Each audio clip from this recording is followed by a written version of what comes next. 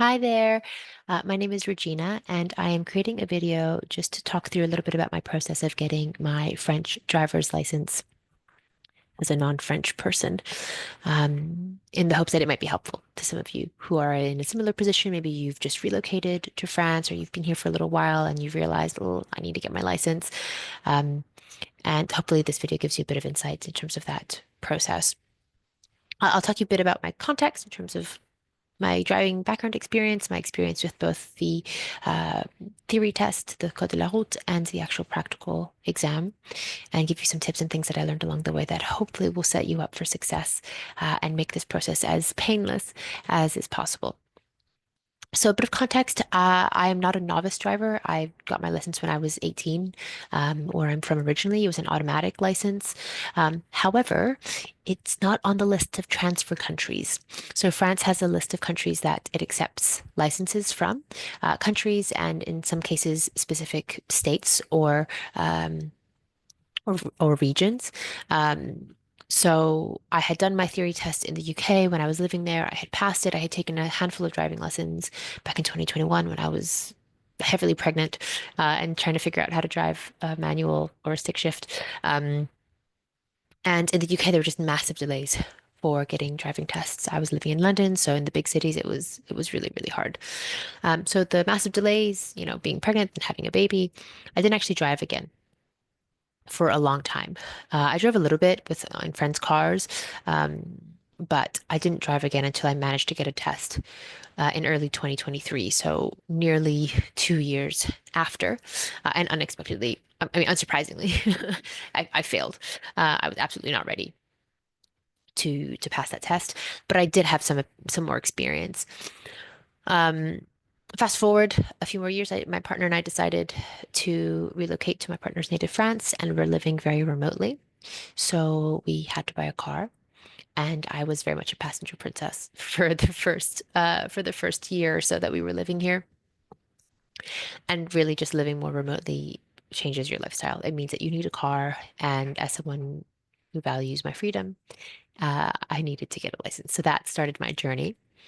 Basically, in order to start the process, you need to have a valid form of French ID. So, not having a French passport means that I needed to have a valid French titre de séjour card, not the récépissé, not the receipt that your titre is approved, the actual document. You upload this and then answer a bunch of questions on the ANTS website to request your first permis, the permis B for a car. You need to have an e-photo that you can get for like €8 at any supermarket. It's kind of one of those little photo booths. You get both the photo, the physical card, and then you get a reference number. And then that number you put in onto the online system. You also need things like proof of address. You submit your dossier, and once that's received, you get the what's called the NAPH number, it's like a driver ID number. And with that, you can book your driving test and start the process. So if you want, your local driving school can do this for you. They can basically set you up and register you, obviously for a fee. I quite like to face French administration head on, so I did it myself, and it was a relatively straight process. And from when I actually submitted my completed dossier to getting my NEPH number, it was like a week, maybe even less. It was pretty quick. In terms of next steps, so I decided to first you have to do the theory test before you do the practical test, or before you get driving. Basically, I did this en candidat libre, so I did it as like my own. I didn't do it via a driving school. I did it at my own will, and that just meant that I could pace my learning at my own time. I basically studied pretty hard for a month. So this was March of last year, March 2024. I did loads of practice tests, was pretty consistently passing them. And then I booked my Code de la Route test for early April. I failed it the first time by 1 point. So you need 35 out of 40 to pass. I failed it by one, so I got 34. But then the second time I booked it, I was able to book it like immediately. I was able to book it the next week, and I got 39 out of 40. So the second time I passed. I basically gave myself an extra week to really put my head down and revise. The test is pretty straightforward. It's done digitally, so it's done on a tablet and it's multiple choice. And you can search online where the nearest test center is to you. Mine was in like a car dealership garage about 20 minutes, 10 minutes away here. The receptionist at the company set me up on the tablet with my headphones, and I just sat in their office space, basically their back office space. And I got my results within like 10 minutes of completing the test via email. You either get a favorable, 35 points or plus, or défavorable. And then it tells you which areas you need to revise more on. Kind of gives you a very high level breakdown. I actually found the code quite enjoyable to learn. It was really great practice of my French language skills. I've studied French before, but I had never learned about sort of driving in France, and it was actually really useful to get that new vocabulary in terms of phrasing and ways of expressing because the questions on the codes they're sometimes written in a slightly cheeky way where they're kind of trying to catch you out a little bit. So it was really great to be able to hone in on some of those subtleties. And I watched loads of practice tests on YouTube. That's really how I learned, was watching the practice tests and doing them myself. There was also an organization called Code en Poche, Code in Your Pocket, and I found their videos really straightforward. Their information was clear. They actually had a fast track course that had a pass rate guarantee. I don't know if it still does, but basically, if you failed your theory test, you got your money back, no questions asked. So because I failed the first time, I asked for a refund and it was free. So that's Code en Poche. I really liked their content. And then there's also Code Conduite, Decode ton code de la route. That was again on YouTube, a YouTube channel, and it's basically just all of the most recent questions with comprehensive videos. The person that does it, like she answers the questions and she explains the answers. So it's a really great way to practice. There's also a few apps that you can download. I think Code de la route is one of them, and it was fine, but I honestly prefer the YouTube videos. I'm more of an auditory learner. And I just did loads and loads of practices, and that really helped. I wouldn't waste the 15 euros or so for the actual Code de la Route book unless you are keen to have that book as a reference point. The digital versions for me were much more accessible and better. Quite frankly, they were just clearer and more to the point. Um, Next, so once I did my Code de la Route, I passed that. The next step is then to do the actual, well, driving lessons.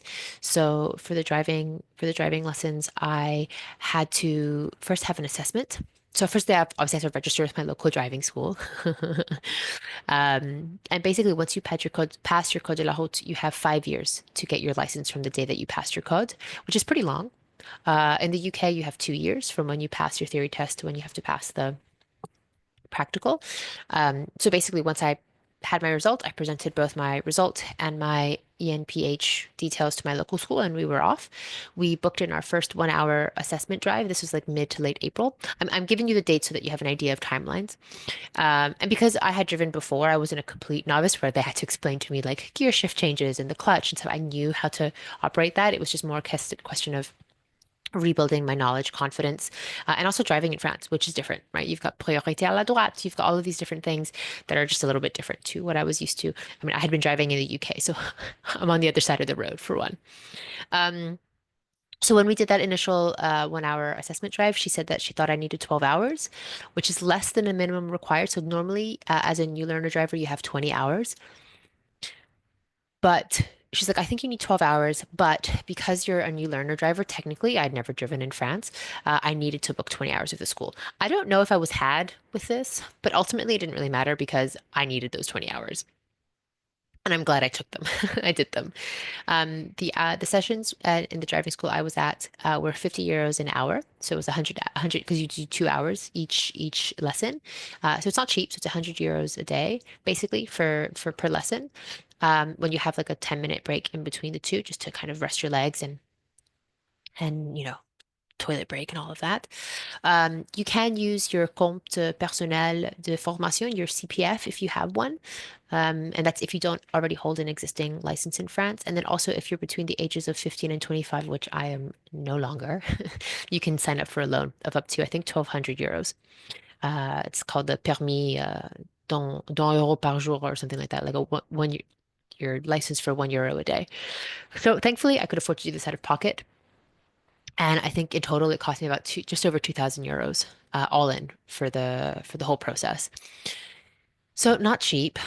Um, and I will say though that the quality of the driving lessons was very, very good. I had had some really negative driving instructors previously, and this instructor was brilliant. It also kind of doubled as a French lesson because she didn't speak any English. So in that sense, it was pretty good value for money. sort of part driving lesson, part French lesson. And it was really good for my confidence and just like my conversational confidence and also for my driving confidence. So we completed those 20 hours by mid-July. Sometimes the lessons were every week. Sometimes they had a bit more spacing. It just really depended on my instructor's availability. And then she said that, right, I was ready to be discharged from the formal learning and then switched into conduite accompagnée, which is basically like accompanied driving, where my partner or another person with a valid French driver's license could accompany me on drives so that I can get more hands-on practice. So the driving school issued me with a certificate, confirmation that my formation was complete, and I sent that copy to our car insurance provider. They then had me registered as a learner driver and confirmed that my partner, who has is named on the policy, was there so that basically I could drive in our car. So I always had that confirmation, as well as ID in case of any stops or checks by the gendarme, which I never did get.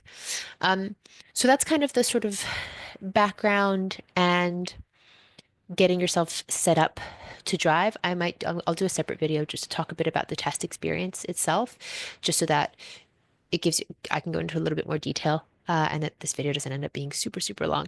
I hope you found this useful. If you have questions, please leave a comment below. I'm happy to answer any questions where I know the answer. And if I don't know the answer, I can be with you and explore where we might be able to get the answer. But that's all she wrote for now.